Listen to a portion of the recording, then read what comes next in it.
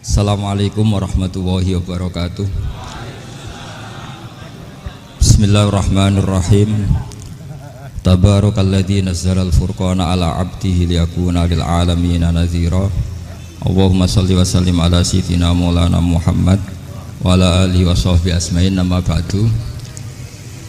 Semua pengurus PBNU yang saya hormati, semua habaib, semua ulama yang saya hormati, wabil khusus Kiai Haji Abdul Manan, Ketua Lembaga Dakwah PBNU, yang meskipun mondoknya hanya 3 bulan ini sebetulnya problem, sehingga saya kesini ini sebetulnya tidak pernah merasa ibadah. Ini bukan dakwah, ini show dakwah. Jadi yang namanya dakwah itu ya orang-orang di kampung nggak bisa ngaji, diajarin ngaji. Seperti saya di Jogja, di Rembang. Kalau ini show dakwah, dan ini ada agak kesalahan karena mondoknya hanya 3 bulan. Jadi tidak bisa bedakan mana dakwah, mana show dakwah. Ini jelas show itu. Mungkin yang benar-benar dakwah yang sekarang sedang bikin masjid di pedalaman Kalimantan, pedalaman Sulawesi, atau saudara-saudara kita yang di Korea. Saya kemarin di Korea itu dakwah betul. Kalau ini agak-agak tontonan. Ya tapi masih bagus lah, melihat wajahnya habib ulama itu ibadah. Tapi begini ya, yang jelas saya berharap sekali, saya diundang sekali ini saja, jangan diulang. Karena mencintai ulama itu baik, tapi ngatur ulama itu dosa. Ini murah. Jadi ini harus dicatat. Jadi Imam Malik itu kalau diundang tuh marah, meskipun yang undang tuh seorang raja zaman itu, Harun ar-Rasyid. Beliau minta supaya Imam Malik baca Muwatta di istana untuk anak-anaknya, padahal seorang presiden mau ngajari anak-anaknya. Imam Malik marah, masyhur gitu. Al ilmu yu'ta la ya'ti. Ilmu disowani, ora kok ilmu yang sowan. Di mana-mana timba itu ke sumur apa sumur yang ketimba? Timba ke sumur. Ini agak kecelakaan. Pakai air pam. air pam katanya. Sudah banyak air. Sehingga saya kata orang banyak itu di SK-kan PBNU, tapi itu tidak pernah saya pikir. Karena saya melakukan kebaikan itu sebelum dapat SK. Saya ngajar sebelum dapat SK, saya dakwah di mana-mana sebelum dapat apa? SK. SK saya langsung minallahi ta'ala, dari Allah Ta'ala. Jadi kalau PBNU niatnya ikrar bahwa orang yang sudah manfaat diangkat, itu saya terima. Tapi kalau merasa ngangkat saya, tak lawan di pengadilan. Karena saya sudah jadi kiai sebelum diangkat PBNU. Ya ini saksikan ya para muhibin saya. Jadi kalau SK itu ikrar, ngakui kalau Gus Bak manfaat, saya terima. Kan hanya ikrar saja, apa? Tapi kalau merasa ngangkat dari bawah ke atas, itu tak lawan sampai apa? Pengadilan, sampai di akhirat. Tersangkanya ya yang sedang jabat sekarang itu. Tapi saya yakin enggak, Kiai Miftahul Ahyar itu orang alim karena alumni Sidogiri dan menantunya Syekh Duki. Di antara gurunya itu pernah mbah mertua saya, karena istri saya orang Sidogiri. Beliau juga besanan sama keluarga Lasem, saya ini Durriyah Lasem. Pak Said Akil juga orang alim, mbah-mbahnya juga orang alim. Baru kemarin nyocokkan nasab sama saya. Buyut-buyutnya beliau itu adik buyut saya, pernah cocokkan sama saya. Gus, saya sama saya tua mana? Tua saya, buyut kamu adik buyut saya, kata saya gitu. Tapi saya tetap hormat sama beliau karena ya pernah sepuh umurnya setidaknya. Jadi saya ulang lagi, ngaji seperti ini itu sebetulnya lebih ke show, pertunjukan. Supaya pertunjukan ini tidak dosa, saya isi ngaji betulan. Tapi jangan diulang. Karena biasa ngaji rutin. Saya di Jogja tafsir Jalalain sudah juz 23. Pernah khatam hikam. Sekarang Nashahul Ibad separuh. Saya ngaji di Sidogiri Itkon, di Sarang Balaghatul Quran, di Hajen Lubul Usul, tapi sarahnya yang Thariqatul Usul, sarahnya Mbah Sahal Mahfud. Jadi baru di sini ngaji bersaing sama orang yang mondok berapa? 3 bulan. Ini masalah. Masalah.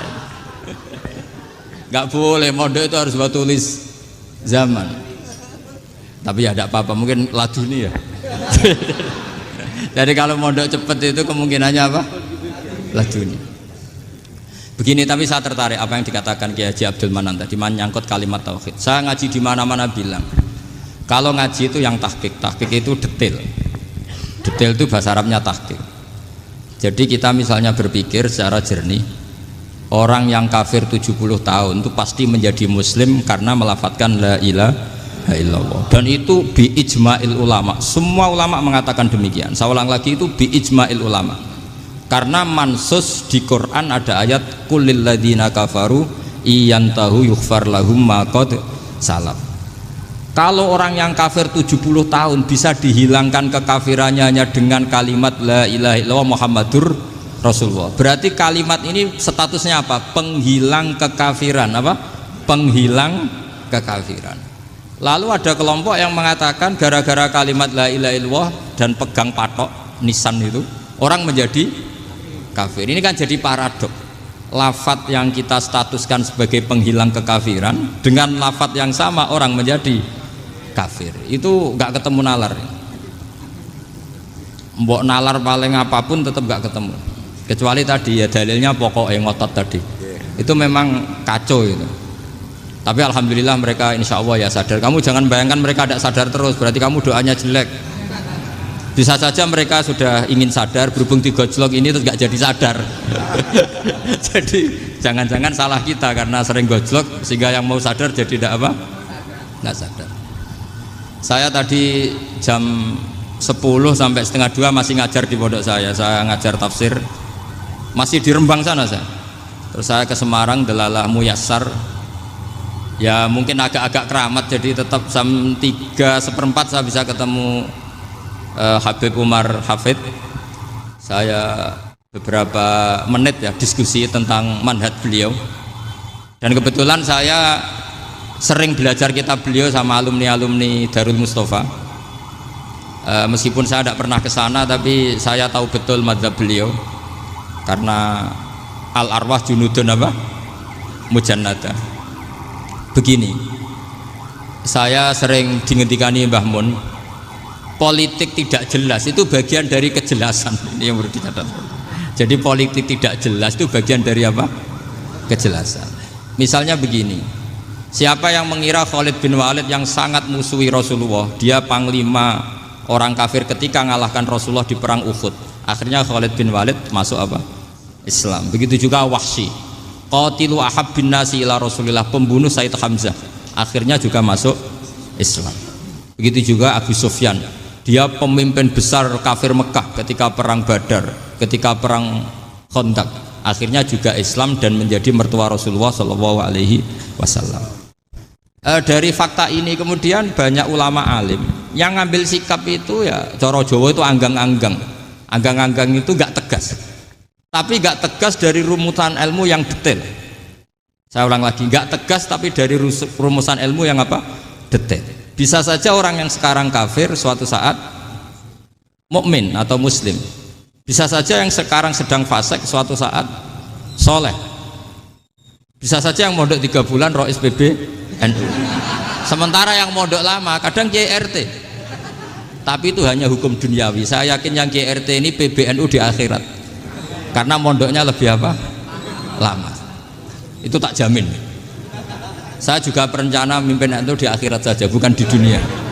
Makanya saya mohon SK itu berakhir muktamar mendatang. Karena saya sudah kiai sebelum diangkat.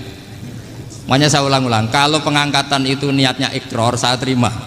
Tapi kalau niatnya ngangkat, tak gugat di pengadilan. Ini tidak guyon, ini betulan itu. Ya, tapi ini hanya guyon saja. Nah, ini penting saya utarakan teori ngaji ya. Ini saya bacakan naskah asli Sayyid Umar Hafid supaya Anda dapat barokah beliau. Karena beliau selain alim allamah, muridnya Habib Salim, juga beliau pernah ngaji kutub Sayyid Abdul Qadir Segaf di Jeddah. Juga beliau sering istifadah di beberapa kiai. Ini saya baca teks Arabnya kemudian saya terjemah. Bagi yang tidak setuju pemaknanya bisa gugat, karena saya baca Arabnya. Yang nggak setuju pemaknanya bisa gugat, tapi tak jamin kalah karena saya paham betul teksnya maknanya seperti itu. Logikanya tadi ya, Ketika Rasulullah ngambil sikap tegas kepada Qatilu Hamzah yaitu Wahsy, dan ketika Rasulullah ngambil sikap tegas pada orang-orang yang mengalahkan beliau di perang Uhud, kaifa yuflihu qaumun fa'alu bi anbiya'ihim hakadha, bagaimana mereka jadi orang benar atau orang yang dapat kebahagiaan kalau mereka perlakuannya seperti Nabi seperti ini, yaitu Nabi sujja wajhu masyhur wa kusirat ruba, yaitu Nabi itu wajahnya terluka, gigi serinya tanggal. Orang-orang seperti ini tuh nggak akan bejo kalau orang Jawa, nggak akan falah. Tapi apa yang terjadi? Allah menurunkan ayat laisa laka minal amri syai'un aw yatuba 'alaihim aw yu'adzibahum. Muhammad itu bukan wilayah kamu ngecap orang, menstigmasi orang itu tidak wilayah kamu. Saya bisa saja mengampuni mereka atau menyiksa saya itu atau menyiksa mereka itu wilayah saya, kata Allah. Saya bisa saja mengampuni mereka atau menyiksa mereka itu wilayah saya. Sehingga akhirnya apa? Rasulullah tidak ngambil sikap yang mungkin orang lain mengatakan itu tidak tegas. Tapi itu kearifan. Betul, akhirnya Wahsy malah masuk Islam. Khalid bin Walid panglimanya juga masuk Islam. Dan beberapa orang kafir juga masuk Islam, termasuk mimbenihim, ketuanya yaitu Abu Sufyan. Ini penting saya utarakan. Makanya ini saya baca pembenaran dari konstruksi pikiran tadi. Nah ini supaya khas. Ini khasnya orang mondok 10 tahun nih. Jadi ini tak baca ini. Nah, biar jelas ini nanti tagnya persis ya, tidak saya rubah. Ini di kitabnya Habib Umar Hafid, namanya itu Taujihun Nabi Limardoti Bari. Kalau diterjemah ya mengarahkan orang yang sadar. Nabi itu orang yang sadar ya, sampai ini termasuk orang yang sadar. Limardoti Robbi, menuju mendapat ridho Tuhan atau Allah Subhanahu wa Ta'ala. Saya baca tagnya ini di halaman 179. Ini tidak ada yang saya rubah, tidak saya kurangi. Bismillahirrahmanirrahim. Fala buddha an nuwattina qulubana ala annana khodamatu ahli hadal qaul wa yattali Allah min qulubina annana na'taqidu imkaniyata ayyasfa'a fi ahadina yaumal qiyamati man huwal ana kafirun yuslimu faya'lu sya'nu indal haqqi fayakunu sababan li kholasika fil qiyamah yumkinu dzalik. Jadi kita para dai, para kiai itu adalah khodamatu hadal kaun. Kita ini adalah pelayan alam raya ini yang selalu berharap alam ini akan lebih baik. Orang yang sekarang sedang kafir bisa saja nanti yang nyafaati kamu di akhirat, yaitu mereka masuk Islam lalu Islamnya lebih serius, akhirnya punya hak syafaat. Sementara kamu Islam mulai kecil tapi biasa-biasa saja seperti ini, mulai dulu ngaji terus sama Ki Abdul Manan, nggak pernah yang ngisi ngaji, itu artinya nggak ada perkembangan. Makanya saya nggak ingin ngaji lagi, karena saya ingin perkembangan Anda nanti tukang mengisi, bukan yang diisi. Kalau saya nanti ngaji lagi di sini, artinya Anda kalau tetap mendengarkan itu tidak ada perkembangan. Pantes saja semulang Gus Bahak sampean sing ngaji. Sekali-kali ada perkembangan, saya ngaji sampean yang mulang, itu bagus ya. Meskipun itu perkembangan yang menyesatkan.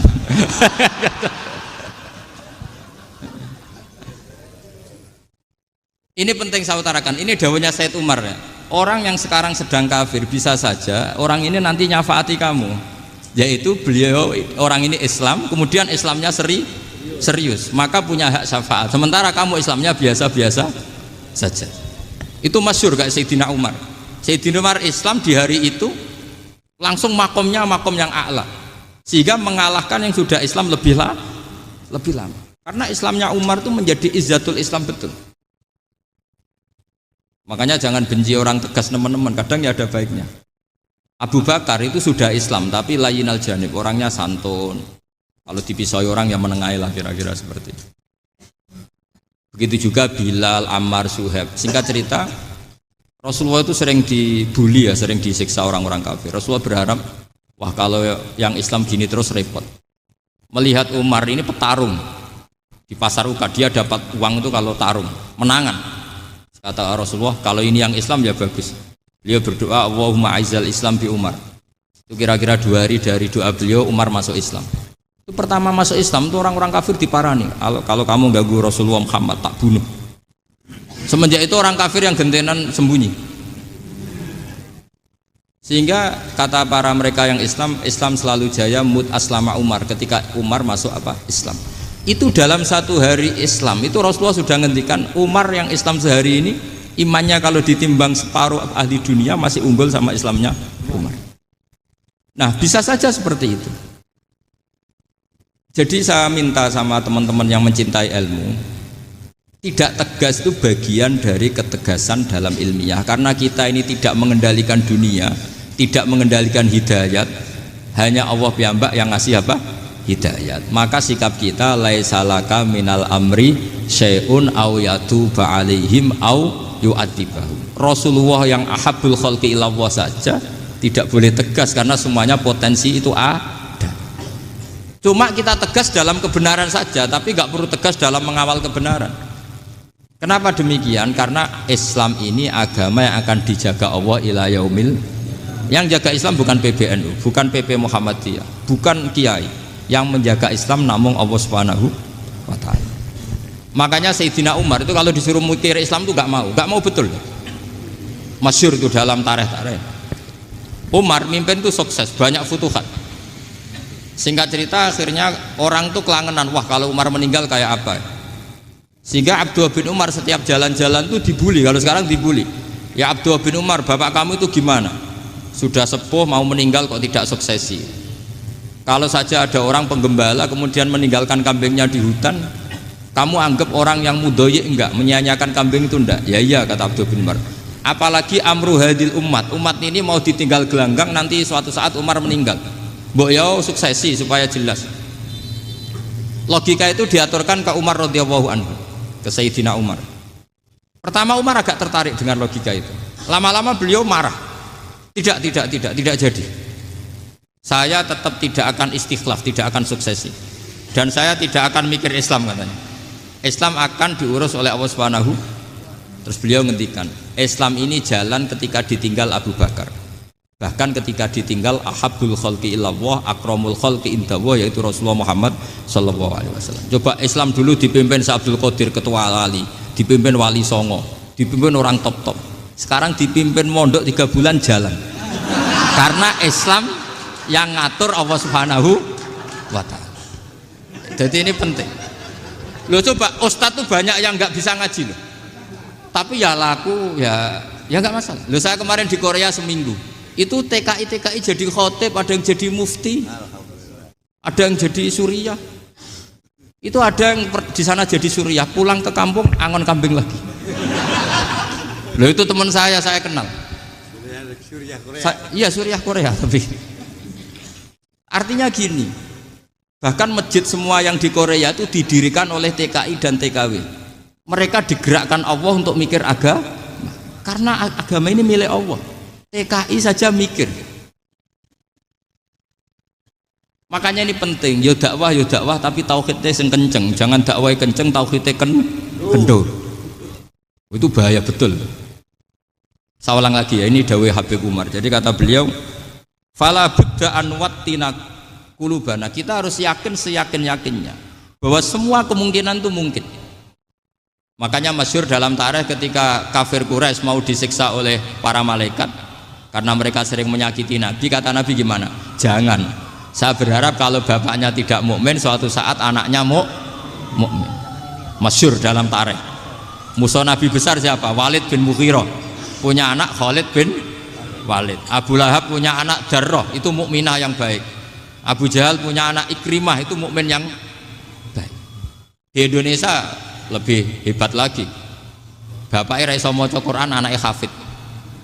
Bapaknya utun ra tamat SD, anaknya jadi dekan. Di Indonesia banyak orang nggak siapa-siapa, anaknya jadi presiden, anaknya jadi menteri. Artinya jangan karena bapaknya kafir kamu nganggep anak turunnya pasti selalu kafir. Teori itu sudah salah zaman Rasulullah. Yaitu Walid akhirnya punya anak Khalid, Abu Lahab punya anak Darrah. Terus siapa? Abu Jahal punya anak siapa? Ini penting saya utarakan karena dakwah kalau terlalu semangat, nanti kalau menghilangkan tauhid bahaya. Tetap innal huda. Uni Soviet kayak apa? Mengkooptasi negara-negara sekelilingnya sampai jadi Zuni. Tapi apa yang terjadi? Uni Soviet yang runtuh, persemakmurannya semua rata-rata jadi negara apa? Islam, kayak Uzbek, kayak Ceknya, kayak apa-apa. Karena agama ini diurus Allah. Sehingga kalau tapi kamu ngitmai agama nggak apa-apa. Makanya istilahnya Habib Umar khodamah itu pelayan, nggak apa-apa. Kita ngitmai agama itu nggak apa-apa. Dengan ngitmai terus mikir nggak apa-apa. Tapi jangan mikir yang merasa kalau kita mati, wah nanti agama ini kukut karena saya mati. Kamu itu siapa? Agama Islam ini tidak pernah dipasrahkan kamu. Diurus oleh Allah Subhanahu wa taala sendiri. Sehingga ketika Wali Songo meninggal, agama ini tambah kuat sampai sekarang. Kecil saya itu kalau pengajian susahnya bukan main, harus izin sana sini. Sekarang setiap pengajian polseknya datang, polresnya datang, nggak ada intel, nggak ada apa. Padahal kiai dulu sama kiai sekarang itu kira-kira alim mana? Alim kiai dulu. Mbah Hasyim Asy'ari itu ngarang kitab sampai dibaca di Yaman. Saya sering baca juga kitab beliau, Risalatu Ahli Sunnah wal Jamaah. Kiai sekarang mau terjemah aja kadang salah memahami. Tapi ya Islam tetap jalan karena Islam ini dikawal, dijaga oleh Allah Subhanahu wa taala. Maka kalau dalam cerita tarikh sirahnya Ibnu Ishaq itu, tauhid itu penting. Beliau cerita begini. Sayyid Abdullah itu namanya Abdullah bin Abdul Muthalib. Kita tahu kenangannya Rasulullah terbanyak itu bukan dengan Sayyid Abdullah tapi dengan Sayyid Abdul Muthalib, dengan mbahnya. Karena Nabi itu mulai kecil dirawat oleh siapa? Mbahnya. Yaitu yang disebut Nabi ketika 2 bulan kan abahnya sudah meninggal. Ya saya baca ya, pakai bahasa Arab biar jadi bid'ah. Nanti kalau bahasa Indonesia ada bid'ah. Tidak betul. Diba atau berjanji sebenarnya itu kitab sejarah, berhubung dibaca bahasa Arab terus kayak mantra. Terus yang belakang mau nyenggai soleh aleh, sehingga kubu sebelah bilang tuh khurafat dan bid'ah. Coba diterjemah ini, coba nanti saya baca bahasa Arab. Walamma tamma min hamli syahroni ala masyuril aqwalil marwiyatu fiya bil madinati abuhu abdullah wa kana qad istaza bi akhwalihi bani adi minat taifatin najariyah wa makatha syahron saqiman yu'anu nasukmahu wasakwa. Terus di pojok sana bilang soleh aleh. Pasti kubu sebelah yang liwat, wah itu khurafat bid'ah karena dianggap mantra. Padahal artinya coba sampean baca bahasa Indonesia.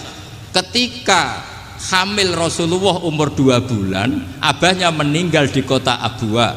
Kota Abwa adalah kota keluarga besar ibunya Sayyid Abdullah. Kebetulan pas ke sana beliau sakit sampai 1 bulan dirawat.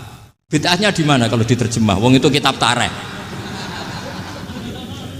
Makanya saya nggak tahu yang membidah-bidahkan tiba itu karena tadi. Tapi sampean juga ikut salah karena nyenggai sholawat tantok itu.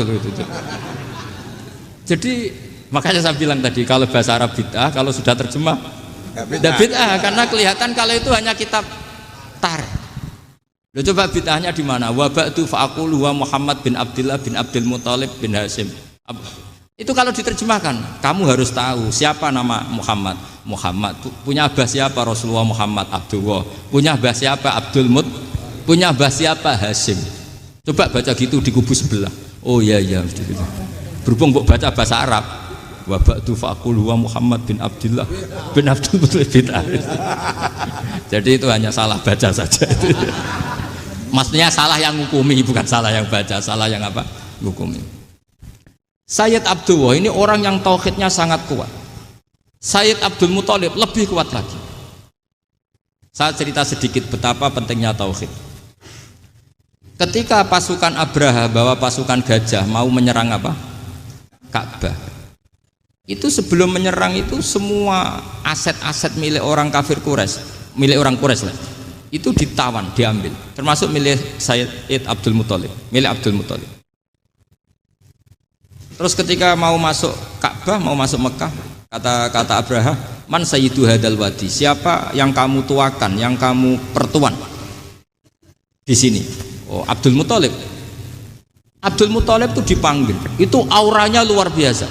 Abraha yang di tempat perkemahannya itu harus duduk di atas karena dia raja, itu duduk di atas gak berani. Saking wibawanya Abdul Muthalib, ini mbahnya Rasulullah. Akhirnya Abraha bilang gini, saya duduk di bawah tidak mungkin karena saya raja. Kamu duduk jejer saya tidak mungkin karena nanti umat saya kecewa karena raja kok disaingin gitu. Ya sudah, sambil berdiri-diri kita ngomong. Akhirnya Sayyid Abdul Muthalib tadi Diomongin gini, saya itu tidak ingin merusak orang-orang Mekah, orang-orang Quraisy. Saya hanya kecewa punya tempat ibadah dikencingi, diberakin sehingga saya mau merubuhkan Ka'bah. Tapi dengan damai, nggak ada perang. Apa jawabnya Abdul Muthalib? Lucu. Nggak apa-apa, Ka'bah kamu robohkan silakan, nggak apa-apa. Yang penting unta saya yang kamu sita kembalikan. Harta saya yang 100 unta kamu sita kamu kembalikan. Itu Abraha kagetnya bukan main. Kaget karena kamu itu pemimpin apa? Tadi saya hormat kamu karena kamu tak anggap orang hebat. Hadhil Ka'bah dinu abaika, ini Ka'bah itu agama kamu. Pas saya hancurkan kok kamu tenang-tenang saja. Padahal pas mau saya hancurkan kamu tenang-tenang saja, malah tanya unta kamu itu gimana? Apa jawabnya Abdul Muthalib? Inna lihadal baiti robban hamahu. Sebab Ka'bah itu ada yang punya dan pasti akan melindungi Ka'bah. Tapi kalau unta itu milik saya, ini urusan saya, ini unta. Jadi inna lihadal baiti robban hamahu itu tidak milik saya, itu ada yang punya. Ya sudah, biar yang punya aja yang jaga, itu tidak urusan saya. Akhirnya unta dikembalikan, aman deh, untung double. Terus akhirnya dia ke Ka'bah, fa'akhudha bi halaqatil bab, karena dulu apa itu halaqatil bab, karena dulu itu yang dipakai apa itu pegangan itu bentuknya apa, bulat, makanya diistilahkan halaqah apa, bulat. Kalau sekarang halaqah ilmiah itu seminar. Tidak. Halaqah itu buruhi lain lagi. Ya.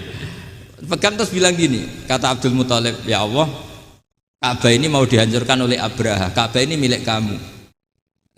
Saya mau ke gunung, mau melihat apa yang kau lakukan terhadap orang yang mau merusak Ka'bah. Terus Abdul Muthalib bilang ke umatnya, wa ya qaumi, ayo kita ke gunung melihat ma fa'ala rabbuna, apa yang akan dilakukan Tuhan kita terhadap orang yang mau menghancurkan Ka'bah. Jadi santai saja, santai. Terus Abdul Muthalib naik gunung sama orang-orang Quraisy. Abraha datang mau merusak Ka'bah, terus terjadi alam taro kaifa fa'ala rabbuka bi ashabil fil. Itu melihat, dan betul Ka'bah dijaga Allah. Islam juga gitu. Ketika Islam dikooptasi Uni Soviet, semua ulama, semua wali perasaannya hanya nunggu kehancuran Uni Soviet, karena pasti agama ini dijaga Allah. Saya setiap sholat, setiap munajat, ketika baca Rabbana lakal hamdu bil samawati wa mil'ul ardi. Dulu saya iskal itu janggal. Ya Allah, engkau zat yang layak dipuji, yang pujian itu memenuhi langit dan bumi. Pikiran saya kalau bumi ateis itu mujinya kayak apa? Tapi Masya Allah, ketika saya datang di Korea, bumi ateis, ternyata di sana banyak masjid, banyak tasbih, bahkan ada sakduna di sana. Karena Allah sudah ngendikan lakal hamdu mil'us samawati wa mil'ul ardi. Dan sekarang nyata, semua bumi ateis, bumi apa saja, ada tasbihnya, ada tahmidnya. Makanya sadaqallahul adzim ketika ngendikan sanurihim ayatina fil afaq walladzi arsala rasulahu bil huda dinil haqqi liyuzhirahu 'alad dini kulli. Makanya saya mohon sekali bahwa agama ini harus kamu khidmah. Tapi enggak boleh kamu pikir. Atau dibaliklah, khidmah maka memikir. Tapi tidak usah GR bahwa agama ini diserahkan sampean. Saya juga agak ridho. Agama kok diurus orang-orang kayak gini, kayak apa nasibnya? Jadi ini penting, karena rata-rata kiai alim itu tidak jelas. Terus oleh orang-orang yang nggak pernah ngaji itu, wah ini nggak jelas, nggak tegas. Islam itu harus tegas. Maksudnya tegas itu kayak apa? Tegas itu di wilayah kita. Kalau istri kamu mau diperkosa orang itu boleh tegas, itu wilayah kamu. Tapi kalau hidayat itu wilayahnya Allah Subhanahu wa Ta'ala, kita tidak pernah tahu. Bahkan yang sudah Islam saja, nyuwun sewu, itu nggak ada jaminan mati husnul. Kita tahu dalam sejarah Sa'labah itu dapat gelar hamamatul masjid, merpatinya masjid. Tapi kita tahu akhirnya Sa'labah itu apa? Su'ul khotimah. Sampai dalam Islam selalu diajarkan ya muqallibal qulub tsabbit qalbi ala din. Jadi kalau kita sendiri saja masih ingin selalu husnul khotimah, agak ada ruang untuk mudah menvonis orang lain. Makanya saya salut sekali ketika Habib Umar menulis kita semua ini mengkhidmati hadal kaun, dan selalu berharap bisa saja suatu saat orang yang sedang kafir bisa saja suatu saat muslim. Nah soal kalau yang sama yang harbi menyerang kita ya tarung. Kalau artinya kalau yang merangi kita ya kita wajib perang, kalau enggak ya habis kita. Seperti kita lakukan ketika diserang Belanda. Tapi ketika mereka musta'man, dhimmi, mu'ahad, orang-orang kafir yang mau berdamai dengan kita, ya kita damai. Sebagaimana yang dilakukan Rasulullah SAW ketika berdamai dengan kafir Quraisy yang dipimpin Suhail bin Amr. Masyhur itu dalam tarikh. Singkat cerita kan Sayyidina Ali ini pernah konflik sama orang Khawarij. Kata Sayyidina Ali, ya sudah lah, namanya kita musuhan, kita tidak usah ketemu, pakai mediator, kata Sayyidina Ali. Kata orang Khawarij, ini apa-apaan kok butuh mediator, nggak ada Qur'annya, ada hadisnya. Kira-kira kalau Pak Sayyidina Ali orang Jawa, nggak ada apa tidak tahu. Walhasil Sayyidina Ali akhirnya baca ayat, wa in khiftum shiqaqa bainihima fab'atsu hakamam min ahli wa hakamam min ahliya. Jika suami istri tengah konflik, maka yang keluarga suami kirim mediator, yang keluarga perempuan juga kirim. Terus kata Sayyidina Ali, wa amru ummati Muhammad a'dhamu min amri rajulin wa imra'atin. Kalau suami istri saja ketika konflik butuh mediator, apalagi ini kelompok besar pasti lebih butuh mediator. Akhirnya lalu mediatornya siapa? Kata Sayyidina Ali, ya siapa saja yang penting baik. Ditunjuk seseorang, diprotes sama orang Khawarij, ini orang nggak kredibel. Oh, terus Sayyidina Ali marah-marah. Rasulullah itu pernah berdamai dengan orang, bahkan orang itu kafir, yaitu Sulhul Hudaybiyah. Nabi itu berdamai dengan orang yang bernama Suhail bin Amr ketika itu kafir. Makanya ini menunjukkan bahwa musolahah ma'al kufar itu boleh demi kelangsungan bernegara, berbangsa. Kamu tidak usah meragukan reputasi NU. Ketika dulu kafirnya kafir harbi zaman Belanda, ya Mbah Hasim fatwa apa? Jihad. Jadi jangan kira tidak tegas, kita tegas sekali. Justru kita yang punya masa lalu tegas. Tapi kepada siapa dan dalam konteks apa? Paham ya? Terus ini penting sekali untuk dijernihkan. Ini saya baca berikutnya nanti, tidak supaya tahqiq. Saya syukur sekali, saya tadi sekaligus minta ijazah sama Habib Umar, dan memang saya ngaji ini lama sama teman-teman alumni Yaman, cuma belum pernah ketemu mu'alifnya. Tadi saya ketemu minta ijazah itu, dan beliau senang sekali, bahkan sempat bikin tulisan di kitab saya ini. Sama tidak perlu baca, karena kalau bisa ya biasa, kalau tidak bisa malu ya sudah, tidak usah baca.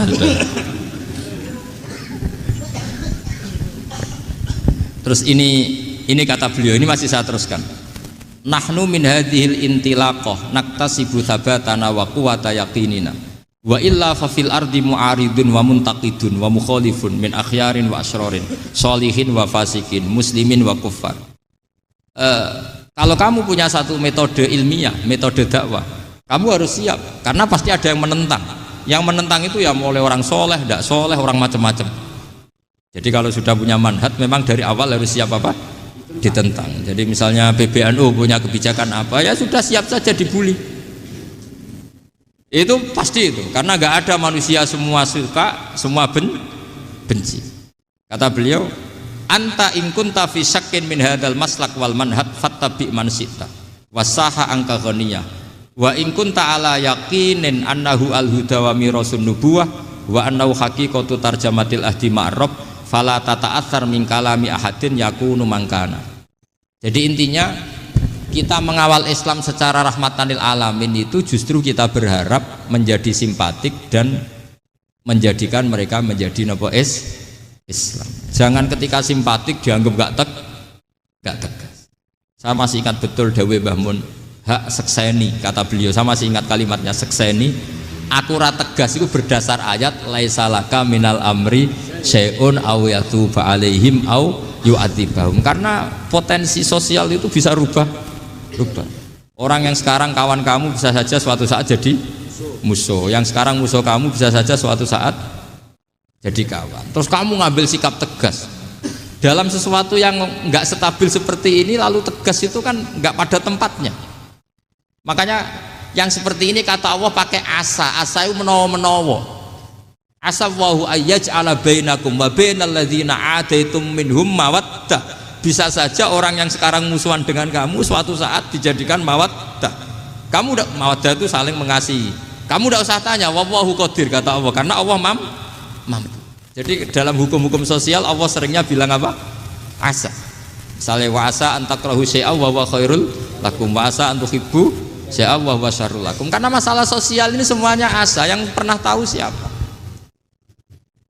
Bisa saja sekarang saya Rois Surya, nanti SK-nya nggak turun lagi, tapi saya tidak apa-apa. Bisa saja nanti santri 10 tahun dipimpin 3 bulan, nggak apa-apa. Bolak-balik nggak apa-apa, saya tidak akan kecewa. Karena masya Allahu kana wa malam yasa lam yakun. Assalamualaikum warahmatullahi wabarakatuh.